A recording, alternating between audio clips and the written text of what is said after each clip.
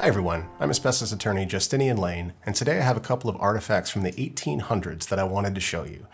These are two rubber tokens from 1895 from the H.W. Johns Manufacturing Company.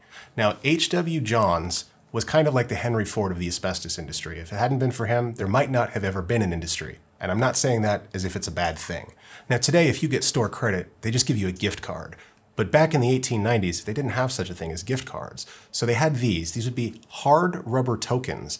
The red one says roofing products, and the black one says insulation products. So these would have had some sort of a denomination that people could have used to get some amount of those products. If you've got any information on what the colors meant, I would love to know about it because there's just not a lot of information about these. If you'd like to watch more videos with some deeper dives into asbestos content from the early days of the industry, check us out on YouTube.